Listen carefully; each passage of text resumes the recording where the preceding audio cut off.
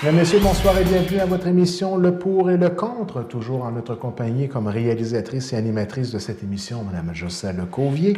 Et cette semaine, encore un sujet qui suit pas mal l'actualité des derniers mois, pour ne pas dire des dernières années, les fameux textos.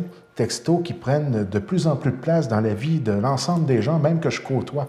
Bonsoir, Jocelyne. Bonsoir. Ça va toujours bien? Oui, ça va bien. Donc, les textos, une seconde, il faut que je te texte. Non, les textos, c'est quelque chose qui de plus en plus prend de la place dans la vie de l'ensemble des gens qu'on côtoie. Et avec les téléphones intelligents, là, ça devient de plus en plus, ça prend de l'ampleur. Exactement. Puis il y a de plus en plus d'études, justement des statistiques. Puis les chiffres qu'on sort, moi, ça me surprend énormément. Là, on parlait au niveau des jeunes, des adolescents, 2500 textos par jour. Ça donne à peu près 80, par mois, 83 par jour. C'est du texto, là. Fait que quand moi je lis ça, je me dis, mon Dieu, c'est quand même... Puis là, j'étais voir mon compte de cellulaire, puis j'ai réalisé que j'en faisais à peu près 1000 par mois. J'ai dit, oups. Donc, c'est J'ai pas l'impression de texter. Il faut croire que... Bien, c'est un peu pareil pour moi. Et puis même même entre employés, maintenant, on fait ça, on se texte au lieu de se téléphoner. Des fois, c'est comme plus rapide et puis ça ne demande pas d'avoir une conversation téléphonique et ça clôt la discussion plus rapidement. Moi, je trouve que c'est ça un peu l'avantage. Des fois, quand on va téléphoner, on va être porté à rallonger la discussion en dérapant sur d'autres sujets plutôt qu'aller directement au but du message qu'on veut envoyer. Bien, exactement. Il y a plusieurs avantages. Ça, je trouve que c'en est un parce qu'il y a des choses, des fois, c'est ça, on n'a pas envie de téléphoner, de prendre du temps, on ne veut pas déranger la personne. Le texto, bien, la personne, elle le lit quand elle a envie de le lire, puis elle répond quand elle veut. Ça, c'est un côté que je trouve vraiment bien. Puis justement, au niveau pour des informations, tu donnes rendez-vous à un restaurant, puis c'est sur quelle rue. Ce genre de texto-là, moi, je trouve que c'est super pratique, là. Beaucoup plus que le téléphone. Il faut savoir comment l'utiliser. Je sens que très rapidement, nous allons tomber dans les choses négatives des textos. Est-ce que je ressens bien le... Bien, en fait, moi... je me dis, là, il y a beaucoup de textos. Ouais. Sûrement qu'il y a des chercheurs qui ont trouvé des côtés négatifs puis que ça s'en vient dangereux. Mais en faisant les recherches, j'ai découvert qu'il y avait beaucoup de bienfaits que je réalisais même pas. Fait que dans le fond, aujourd'hui, c'est pas pour dire que les textos, c'est mauvais, là. Je pense que c'est de savoir bien s'en servir. Tu as bien dit les choses. Mais c'est quand même bon d'être conscient que ça peut être dangereux à certains niveaux. Puis, si tu veux, on peut commencer avec la santé. Il y a de plus en plus de problèmes au niveau de la posture, au niveau de... On appelle même ça la cervicalgie des textos. Parce qu'évidemment, on est toujours penché. Il y a des problèmes au niveau du canal carpien, les pouces pour texter. Il y a des problèmes aussi de dépendance par rapport à ça. Puis on parlait au niveau des adolescents, souvent vont se faire texter la nuit. Bien évidemment, ils vont répondre. Fait que c'est sûr que tu n'as comme pas beaucoup d'heures de sommeil si tous tes amis te textent de temps en temps à 3-4 heures du matin pour je sais pas quoi. Et puis parler de tendinite, on va loin. C'est juste pour dire qu'il faut vraiment le faire de façon intensive. Bien, juste observer quelqu'un texter, on ne se rend pas compte quand on le fait nous-mêmes, là, puis c'est intense, ça. C'est toute une job. C'est toute une job. Fait que, bon, au niveau de la santé, mais là, on parle peut-être plus de cas de gens qui textent énormément. Ou comme je dis, qui ont peut-être qui prennent pas la peine peut-être de fermer leur bruit de texto la nuit puis qui se font réveiller, tout ça. Là. Mais après ça, au niveau... peut-être un des aspects qui ressort beaucoup, hein, c'est les relations sociales. Autant que c'est bien parce que ça fait beaucoup sortir de la solitude. Si on s'ennuie de quelqu'un... on s'ennuie quelque part ou peu importe. Là, on n'est jamais seul avec des textos. Puis ça, moi, je trouve ça merveilleux. Mais il y a l'envers de la médaille, c'est que vous avez sûrement remarqué des fois, tu es dans une pièce, puis il y a un ado sur son texto, puis il n'y a aucune conscience de ce qui l'entoure. Tu ne peux pas interagir, tu parles dans le vide. Ça, je trouve ça plus plate. Ou que tu t'en vas manger au restaurant avec ton conjointe, et puis qu'au lieu d'avoir une discussion autour d'un bon repas, eh bien, tu surprends ta conjointe ou tu regardes ta conjointe texter ou simplement naviguer sur Internet parce que les deux, avec les téléphones intelligents, sont accessibles facilement maintenant. Bien, c'est de là que quand je parle de dépendance, c'est qu'il y a des gens qui viennent, ils ne peuvent plus se passer de ça, puis ils ne peuvent plus juste, comme tu dis, tu es au restaurant avec ton conjoint, juste relaxer. Oui. Juste Mais à un moment donné, c'est ça, c'est plus fort qu'eux. Aussi, moi, j'ai bien la misère avec ça. Je sais pas, tu es dans la nature, tu es dans un sentier pédestre, puis let's go les textos. Puis... Ben, c'est une beauté de voir ça sur le quai de Percé puis sur les Bonaventures cet été. Là. Ben oui, tu sais, t'as le rocher de Percé en face. C'est beau. C'est beau. Partagé. Ben, on rit, mais c'est un peu ça pareil. Puis moi, c'est pas bon pour le mal de mer hein, lorsqu'on est sur un bateau de texté en passant. Non, c'est une mauvaise idée. Oui. Fait que c'est quand même drôle parce que tu vois, les habitudes des gens ont changé. Là, tu voyais même, je sais pas, il arrive un accident, quelqu'un tombe à terre, bien, ça arrive tout, ça texte ça sur Twitter à leurs amis, ça prend des photos, ça va pas aider. Là. Parce que les deux se conjuguent, hein? On envoie un texte et on joint une photo pour appuyer l'événement. Exactement, là, puis c'est rendu... tu sais, c'est bien les textos, mais c'est rendu des fois, on se rend compte qu'il y a beaucoup de textes superflus dans le fond. C'est vraiment utile de dire ça. Quand on parle de l'instant, que c'est instantané, là, hein? Ouais. Quand on dit que l'événement va arriver et très rapidement, on va recevoir soit des textos ou les différents sites sociaux là, vont accueillir cette information-là très, très rapidement, que ce soit Twitter ou Facebook. Là. Bien, on est rendu dans une génération comme ça. Puis c'est l'instantanéité. Quelque chose qui est instantané. Là. Oui, j'arrive pas à dire le mot, là, mais instantanéité, quelque chose de genre. Machachouchette. Oui, machachouchette, c'est en plein ça. Donc, c'est ça au niveau des relations sociales. Puis quelque chose aussi, ça a dû arriver à tout le monde qui fait des textos, c'est qu'un texto, c'est assez difficile de savoir l'intonation de l'autre. Son intention, qu'est-ce qu'il voulait dire. Des fois, tu reçois un texto, tu te dis, coudonc, tu fru ou bien c'est une joke ou... Okay. C'est assez difficile là, de voir toutes les nuances de la personne, contrairement peut-être au téléphone, discussion en face. Ça, c'est quelque chose là, qui peut facilement faire dégénérer un texto bien simple en quelque chose qui n'a pas d'allure. Dégénérer, là. Je ne sais pas si tu vas être d'accord avec moi, mais moi, en regardant les textos, tant chez mes enfants que certains de mes collègues de travail, je redécouvre une nouvelle langue française. Et puis, quand on dit qu'une langue a évolué, c'est incroyable. Je suis contente que tu amènes le point parce que je vais t'avouer que, OK, là, je réalise que je texte beaucoup, là, ça a l'air, là, mais moi, je suis pas capable de comprendre la langue texto, la langue chat, là, je suis vraiment totalement nulle, là. Puis là, on m'a dit qu'il faut que tu lis à voix haute pour comprendre. Mais là, c'est pas plus simple d'écrire les vrais mots. Tu sais, je comprends que... Tu sais, à la limite, là, je comprends que c'est plus rapide de raccourcir certains mots, puis fin de semaine, ça, je peux comprendre, FDS, tu sais, OK, à la limite, il y a une certaine logique. Mais des fois, tu lis ça, c'est mon Dieu, qu'est-ce que ça veut dire? Puis là, des fois, je reçois des textos de certaines personnes, puis là, je vous montrer autour de moi, ça veut dire quoi d'après toi? Puis là, on se demande tout. Mais c'est pas si rapide que ça. C'était en train de... Ça crée une discussion, là. On est obligé de se mettre à quatre pour comprendre le message, là, ça va pas bien. C'est que c'est assez... Bon, on dit que c'est pas la rapidité, tout ça, mais en tout cas, moi, dans mon cas, c'est un cassage de tête, ça marche pas.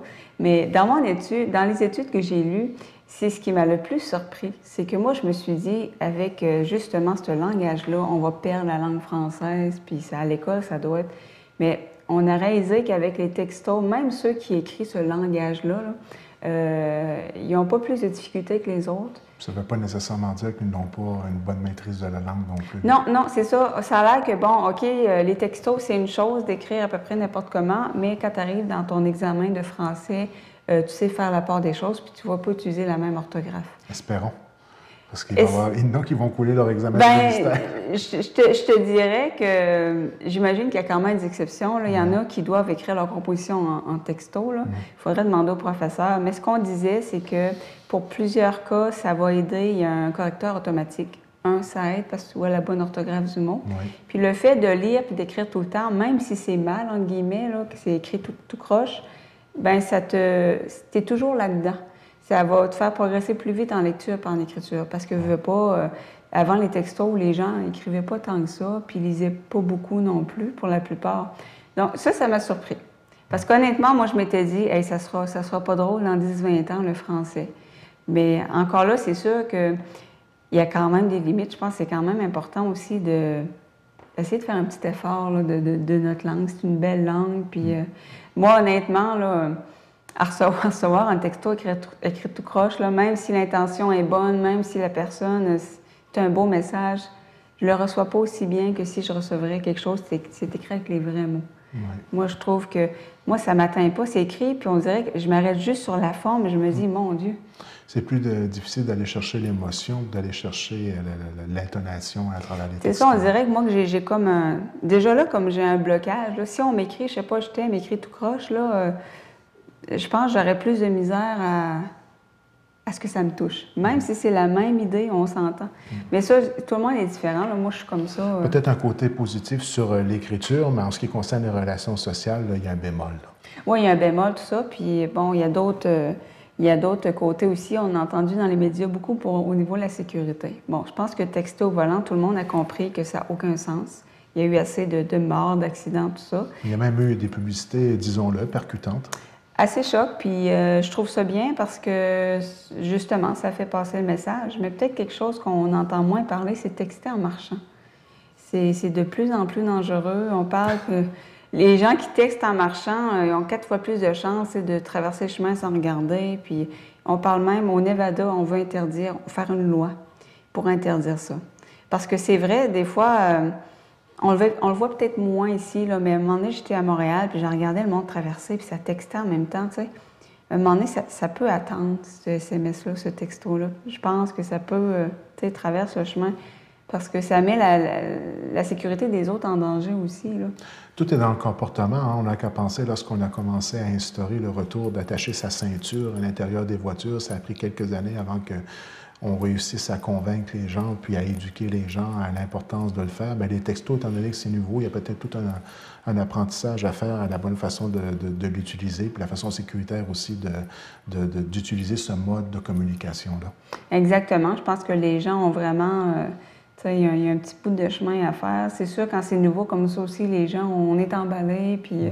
Tu sais, les téléphones intelligents, maintenant, ça n'a aucun sens, là. C'est des ordinateurs. C'est des mini-portables, oui. Oh oui, je veux dire. Puis je trouve ça merveilleux parce que c'est tellement... Ça évolue vite, hein?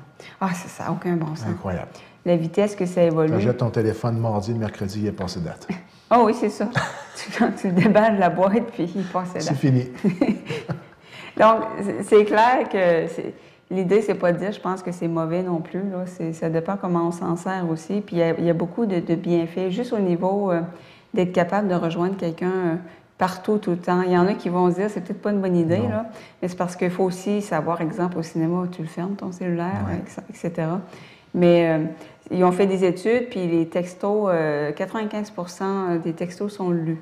Au niveau des courriels, c'est 40 Donc, ça on peut dire qu'au point de vue de l'efficacité, là, ça a fait ses preuves. Il y a souvent des enfants, là, les parents 40%. On est tellement bombardés par les messages. C'est parce qu'on a beaucoup de pourriels puis tout ça, là. Puis à un moment donné, on vient, on en jette, puis on n'ouvre pas tout. Mais ça m'a surpris 40 Parce que je t'avoue que moi, j'ouvre mes messages, tous mes messages, mais je comprends, à un moment donné, quand tu reçois plein de pourriels, j'imagine qu'il y en a que tu prends pas la peine de tout lire, là. Mais c'est sûr qu'au niveau des SMS, c'est le bon côté, c'est que c'est très efficace. Puis il y a beaucoup de parents qui vont dire que là, s'ils essaient de rejoindre leur enfant, s'ils appellent, il ne répondra pas. S'ils envoient un message texte, il va répondre tout de suite. C'est devenu, en tout cas pour les adolescents, là, c'est devenu le moyen de communication principal, avant même le téléphone et avant même les discussions face à face. Je pense qu'on assiste en ce moment à la génération des textos. Ouais, ça a débuté, 3-4 ans? Ah oui, c'est vraiment... Puis le phénomène, hein, c'est de plus en plus aussi chez les adultes. Les adultes, la différence qu'on a remarqué aussi, c'est que vont faire des messages plus longs. En moyenne, un message de 20 mots. Tandis que les ados, c'est 4-5 mots. Puis on voyait 4-5 lettres. 4-5. Oui, mais maintenant, c'est devenu tellement des abréviations que c'est... Non, je n'arrive pas à décoder tout, là. Malgré qu'un FDS, j'ai fini par comprendre qu'est-ce que c'était, là. Oui, puis là, la star... Fin de semaine, pour ceux qui ne savent pas. Fin de semaine, FDS. Oui. Mais il y a des choses que... Je tape le truc dans Google ou un moteur de recherche, puis là, ça veut dire ça. Je tombe vraiment en bas de ma chaise des fois. Une nouvelle langue. Oh oui, c'est vraiment une nouvelle langue. Puis, mais tant que ça reste, comme je te dis, que les gens arrivent à faire la distinction, OK, ça c'est une chose, puis l'école, le français, puis appliquer pour un travail, c'est autre chose. Ça, c'est important. Mais il y a beaucoup d'utilité, puis je pense qu'il va en avoir beaucoup plus dans le futur. J'ai entendu parler d'une école là, qui envoyait des SMS à ses étudiants pour dire que les cours étaient suspendus. Ça, c'est merveilleux, tu sais, parce qu'on l'a tout fait. Tu attends en radio, ils vont te nommer à polyvalente, si tu fermes ou pas. Là, ceux qui ont un téléphone, ben, ils peuvent s'inscrire puis ils ont ce service-là. C'est sûr, c'est pas tout le monde qui l'a, là, mais je te dirais qu'au niveau des adolescents, là, je pense qu'une majorité ont maintenant des téléphones cellulaires. Là. Avec Star Trek, on a vu la naissance d'une nouvelle langue, le Klingon.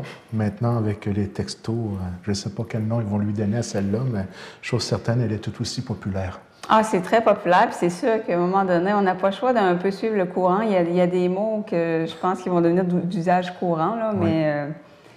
Mais moi, il faudrait absolument que j'appelle le capitaine Kirk, parce que même à son époque, à lui, il ne textait pas. Mais il se téléportait, par contre. Il se téléportait, par contre. Il avait un choix. Il a fait le choix de se téléporter. C'est la technologie, hein? Oui. C'est vraiment... Il reste qu'il n'avait pas pensé à ça, même dans les films futuristes. Je pense que personne n'a vu... a vu venir cela. A vu venir ça. Puis honnêtement, moi, je réalise que mon téléphone cellulaire, c'est une machine à texte. Honnêtement, je ne parle pas au téléphone vraiment. Ah non? Puis j'ai beaucoup d'amis que c'est la même chose, ça leur sert à envoyer des textos. Bien, continue à me téléphoner pour qu'on puisse prendre nos rendez-vous à la télévision. J'aime bien entendre ta voix. Si tu commences à envoyer des textes, je vais comprendre le message. Par contre, je parle trop longtemps. Je monopolise trop de ton temps. Je vais te l'envoyer en langue texto. C'est ça. Te donner de la misère. Donc, ça conclut pour cette semaine. Oui. Encore une fois, un pour et le contre très intéressant. Et puis, encore une fois, la semaine prochaine, sûrement un sujet, encore une fois, intéressant. On se donne rendez-vous la semaine prochaine. Avec plaisir. La semaine prochaine.